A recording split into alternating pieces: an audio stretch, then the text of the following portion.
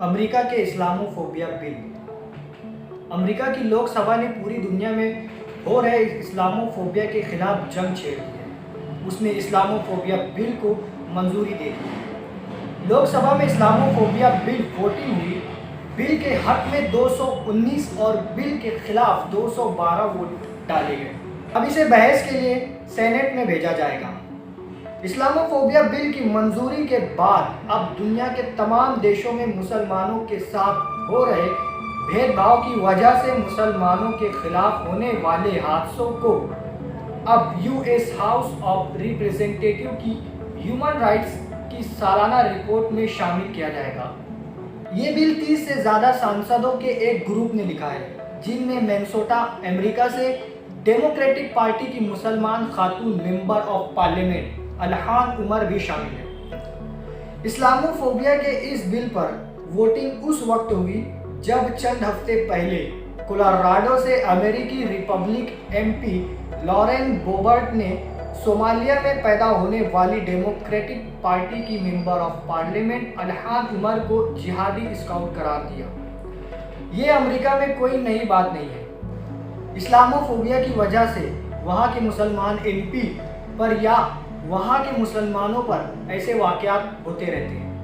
America में मुसलमानों के खिलाफ हमलों की तादाद में 2015 और 16 के दरमियान में हद से ज़्यादा इजाफा हुआ, जो कि 11 सितंबर 2001 में वर्ल्ड ट्रेड सेंटर पर हुए अटैक के बाद मुसलमानों पर जो जुल्म हुए थे उससे भी ज़्यादा 2015 और 16 में रिकॉर्ड किए गए। प्यू रिसर्च सेंटर के FBI के हेड क्राइम के नए सर्वे के मुताबिक 2016 में बढ़े हुए या सादे हमले के 127 विक्टिम की खबर मिली। उससे एक साल पहले ये तादाद 91 और 2001 में 93 थी। लेकिन मुसलमानों और अदर रिलीजन के खिलाफ सिर्फ नफरती हमले ही जुर्म नहीं। सबसे आम बात इन हमलों में सिर्फ डराना है। 2016 में मुसलमानों के लिए धमकियों में भी इजाफा हुआ। 144 विक्टिम की खबर मिली, जबकि पिछले साल ये संख्या 120 थी। ये संख्या अब भी 2001 में मुसलमानों के खिलाफ धमकियों के 296 विक्टिमों की वजह से कम है। कुछ अलग किस्म के जुर्म भी शामिल हैं, जैसे प्रॉपर्टी को नुकसान पहुंचाना। 2015 में मुसलमानों के खिलाफ 70 मुकदमात से बढ़कर आखिरी साल 92 हो गए हैं। ओवरऑल 2016 में मुसलमानों के खिलाफ नफरत के चलते जराइम के 307 मामला सामने आए, जो पिछले साल के मुकाबले में 19% ज़्यादा है। 2014 में इन मामलों की कुल तादाद 67% बढ़ गई है, जो कि 154 से बढ़कर 2015 में 257 हो गई है।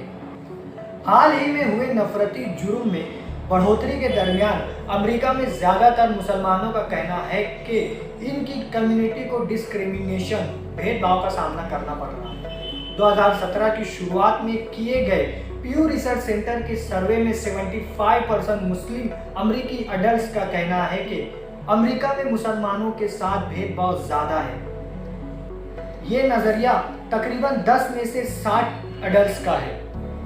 इसके अलावा 50% अमेरिकी मुसलमान का कहना है कि हालिया बरसों में अमेरिका में मुसलमान होना ज़्यादा मुश्किल हो गया है। इस ग्रुप में से 10% इसकी वजह डिस्क्रिमिनेशन, रेसिज्म और प्रेजुडिस को करार देते हैं। आमतौर पर तकरीबन 1/4 अमेरिकी मुसलमान डिस्क्रिमिनेशन, रेसिज्म और प्रेजुडिस को आज अमेरिकी मुसलमानों के सामने सबसे अहम मसले के तौर पर देखते हैं।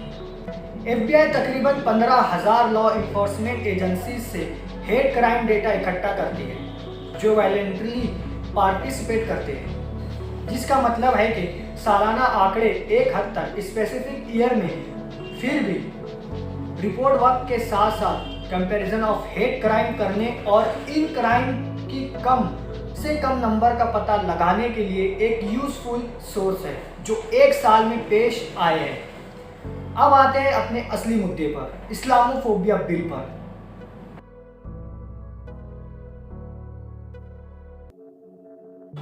यूएस हाउस ऑफ रिप्रेजेंटेटिव में पास होने वाले इस्लामोफोबिया बिल के अंडर इस्लामोफोबिया की निगरानी और उससे निपटने के लिए एक अलग स्पेशल ऑफिसर फिक्स किया जाएगा।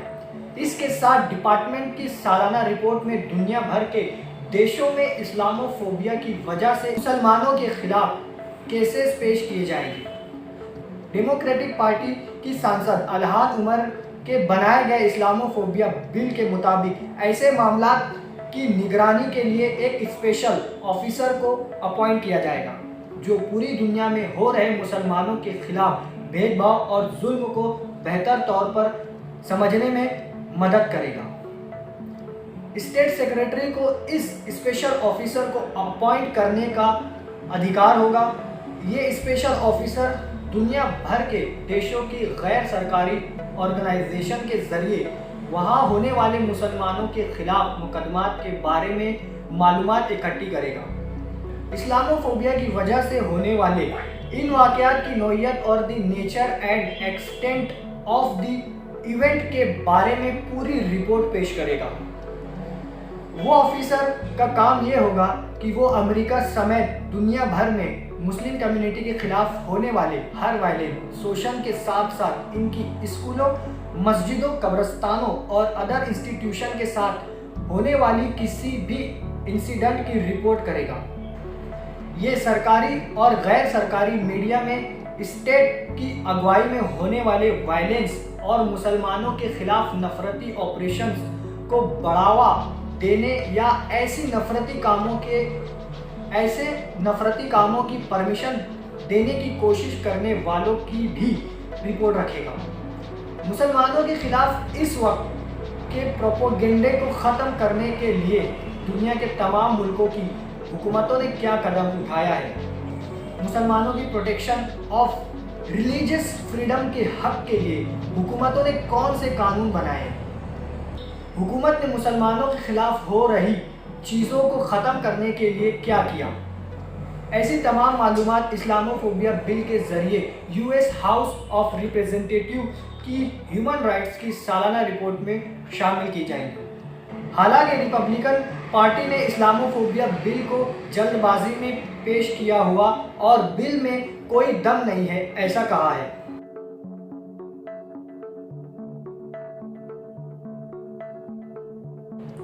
अलहाद उमर की जानिब से लाए गए इस्लामोफोबिया बिल में मुसलमानों के खिलाफ चल रहे जुल्म के लिए भारत को चीन और म्यांमार की कैटेगरी में डालने का शक है, जिस पर भारत की फॉरेन मिनिस्ट्री ने जवाब दिया कि भारत अपनी सेकुलर साख, टॉलरेंस और जमात को बहुत सालों से बरकरार रखे हुए है। सबसे बड़ी डेमोक्रेसी और प्लूरल सोसाइटी के तौर पर अपनी हैसियत पर फख्र करता है। हिंदुस्तान के कानून ने भारत के माइनॉरिटी कम्युनिटी समेत अपने सभी सिटीजन्स को फंडामेंटल राइट्स दिए हैं। भारत का कॉन्स्टिट्यूशन सबके रिलीजियस फ्रीडम को प्रोटेक्ट करता है और fundamental rights, democratic good governance और शांति को प्रमोट और प्रोटेक्शन करता है। लेकिन इस्लामोफोबिया बिल की मंजूरी के बाद अब भारत में होने वाला एक छोटा सा वाकया भी अमेरिकी एनुअल ह्यूमन राइट्स की रिपोर्ट में दर्ज किया जाएगा, जिस पर फ्यूचर में पॉलिटिक्स इंटरेस्ट के लिए हंगामा खड़ा होने की काफ़ी संभावना है। इस साल अक्टूबर में इस बिल को पेश करते हुए डेमोक्रेटिक एमपी अलहाद उमर ने कहा था कि दुनिया के कोने कोने में इस्लामोफोबिया में इजाफा हो रहा है। इनके दफ्तर से जारी होने वाले एक बयान में कहा गया है कि चाहे वो चीन में वाइगर मुसलमानों के खिलाफ ढाए जाने वाले जुल्म हो, या म्यांमार में रोहिंग्या मुसलमान हो, या हिंदुस्तान और श्रीलंका में मुसलमानों के खिलाफ कार्रवाई हो, या हंगरी और पोलैंड में मुस्लिम रिफ्यूजी हो, या वहाँ के मुसलमानों के खिलाफ कोई जुल्म हो, मुसलमानों को कुर्बानी का बकरा बनाया जाता है। न्यूजीलैंड और कनाडा में मुसलमानों को निशाना बनाने वाले वाइट लोगों की तरफ से वायलेंस किया जाता है, या पाकिस्तान, बहरीन और ईरान जैसे मुस्लिम मेजॉरिटी कंट्रीज में माइनॉरिटी मुस्लिम कम्युनिटी को निशाना बनाना इस्लामोफोबिया का मसला पूरी दुनिया में है। डेमोक्रेटिक पार्टी की एमपी इल्हान उमर ने इस्लामोफोबिया बिल पर बहस करते हुए कहा कि एक अमरीकी होने के नाते हमें हर किस्म के भेदभाव के खिलाफ एकजुट होना होगा। इनफैक्ट इस्लामोफोबिया बिल यहूदी विरोधी कानून से इंस्पायर होकर बनाया गया है। इल्हान उमर ने कहा है कि ये ज़रूरी है कि हम एक ऐसी दुनिया में रहें जहां हर कोई अपने रिलीजियस बैकग्राउंड और बेनिफिट्स की बुनियाद पर जुल्म व सितम से आज़ाद हो। उसी वक्त रिपब्लिकन लॉ मेकर का ख्याल था कि इस्लामोफोबिया बिल पूरी तरह से गैर ज़रूरी है और इसे फ्रीडम ऑफ एक्सप्रेशन को रोकने के लिए इस्तेमाल किया जा सकता है। House of foreign affairs committee के रिपब्लिकन माइकल मैकॉल ने कहा कि यह लफ्ज़ फेडरल लॉ में कहीं भी नज़र नहीं आता। ये इतना एम्बिगुअस और सब्जेक्टिव है कि इसे फ्री प्रीजुडिशियल मोटिव्स के खिलाफ इस्तेमाल किया जा सकता है। यहाँ तक कि वर्ड फोबिया मतलब खौफ को सही तरीके से इस्तेमाल नहीं किया गया है। माइकल मैकॉल ने दावा किया कि इस्लामोफोबिया बिल दूसरे रिलीजियस को नज़रअंदाज करके बनाया गया है। मुसलमानों के साथ हो रहे भेदभाव को इम्पोर्टेंस दे दी गई है। इसके ऊपर आपकी क्या राय है, हमें कमेंट करके ज़रूर बताएं और वीडियो को ज़्यादा से ज़्यादा लाइक कीजिए। नए हो तो हमारे चैनल को सब्सक्राइब कीजिए और इस वीडियो को ज़्यादा से ज़्यादा शेयर कीजिए। अगली वीडियो आने तक अपना और अपने आस पड़ोस के लोगों का सभी का ख्याल रखिए। तब तक के लिए खुदा हाफिज़।